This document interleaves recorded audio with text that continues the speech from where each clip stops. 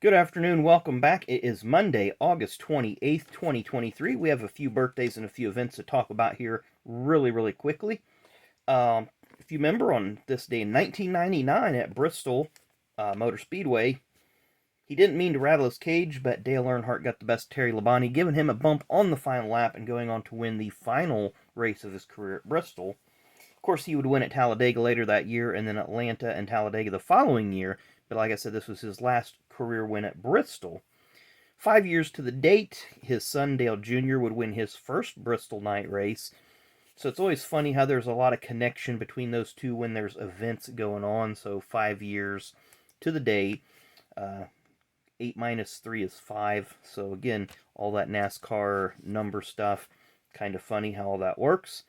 And then on this day in 2016, Kyle Larson wins his first ever Cup Series race at Michigan, driving for Chip Ganassi. We do have a few birthdays to talk about here. We're going to start in 2002. A friend of the channel who's been racing some more ARCA races this year, had a career best 10th place finish recently at Springfield on the mile dirt. Has driven for Andy Hillenberg. And I'm sorry, I can't think of your car owner in the 31 car at the moment. Oh, Goulet, Rita Goulet, who's been driving that car, just popped into my head. Do have an autographed bucket hat that you recently seen on a video, so I need to get wearing that when I'm doing my mowing. But Brayton Laster. So born on this date in 2002, 21 years old today. So we'll go up next to the world of Formula One. Born on this day in 1989, I'm probably going to kill this name off. Valtteri Bottas. It's like the basketball names of today. I just don't watch it enough to know how to pronounce it. But I did have one card of him from 2022 Topps. I believe it's 2022. Let's zoom in on that because I can't see that fine print. 2022, yes it is. So we'll keep rolling here. Born on this day in 1997, he's been a journeyman in the NASCAR Xfinity Series and in the trucks occasionally. Made a lot of starts for Mike Harmon and a few other car owners. Mr. Kyle Weatherman. He's got a couple top 10 finishes in that series. And he's one of many drivers out there that does have the talent, just needs a little funding. Of course, that's money buys speed. Smokey Unic always used to say money buys speed. How fast do you want to go? Then up next, had to get in my rookie card box for this. I don't like doing that, but when I have to, I have to. Born on this date in 1972, Miss Kelley Earnhardt. So we have the base high gear and then the high gear gold day one. Of course, this is from 1994 wheels. We'll just show you the back of one of them because both of them are the same. She did race a car 38. I believe when they raced in the late models that Dale raced car 3, Kerry raced car 8, and Kelley raced 38. And our final birthday, born on this day in 1961. He's a two-time former Xfinity Series champion and did run for Cup Rookie of the Year in 1995. Does have an IROC win to his credit and now builds racing seats for a living. Mr. Randy LaJoie. So you see Randy ran a couple races in late 1991 for Kelley. Actually, I think he only ran one race. He might have ran 3, but the back of the card will hold the answer. Yeah, he ran the final 3, Rockingham, Phoenix, and Atlanta. Of course, Trickle started the year out in the car. Lake Speed drove the car. Dorsey Schrader drove the car. And then Chuck Bound drove the car at North Wilkesboro in the fall. So a lot of drivers drove that car. 93, 94, he's driving for Moroso Racing with sponsor from FINA, which, if I remember correctly, was a petroleum company.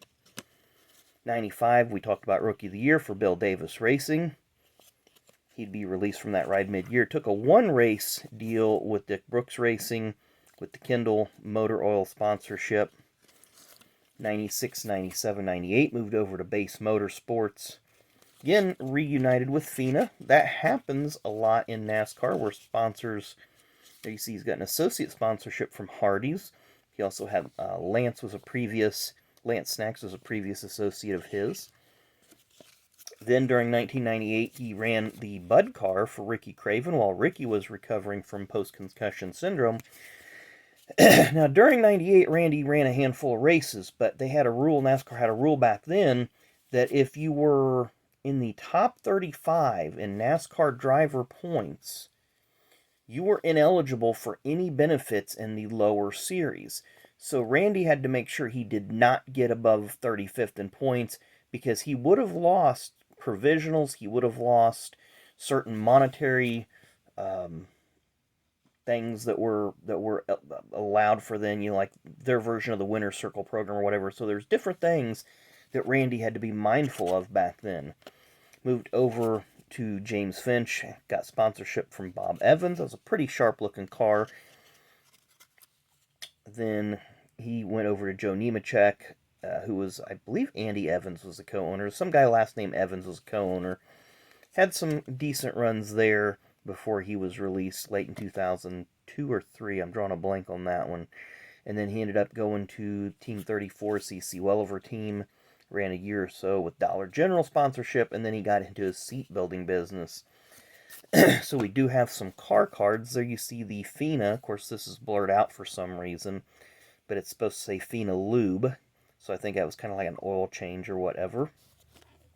There's that Bill Davis MB&A America Pontiac. Talked about that. Mid-95, Randy was released, and he was replaced by Jimmy Hensley for a couple races. Wally Dallenbach Jr. ran at Watkins Glen, then Ward Burton took over at the Southern 500 at Darlington. Then this is the Busch car, the number 74. We've got a couple different looks of it here. We got this one, and then a little bit more associate sponsorship and lettering that would have happened after they won the titles. And, of course, the real estate on the car becomes a little more pricey. There's the 50 car with the Bud scrubbed off of it. And then, of course, that 50 is the NASCAR 50th Anniversary Shield. They switched their number from 25 to 50 that year. And you have a cameo of Jeff Gordon. There's that James Finch number 1 Bob Evans Chevrolet. And then here's that number 7 car. I'm trying to see who's on the back. Okay, it's got Kleenex and Cottonelle. And then if they didn't have the Kleenex branding, I'm trying to think, that would be Kimberly-Clark, I believe, is the parent company of Kleenex and Cottonelle. Sometimes they would have some of their retailers, like Winn-Dixie, perhaps Piggly Wiggly, Kroger, Publix, whatever market they might have been in at the time.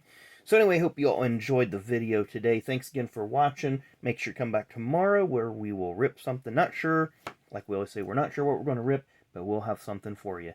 So thanks again for watching. Happy birthday to all those that are celebrating birthdays today, and we will see you tomorrow.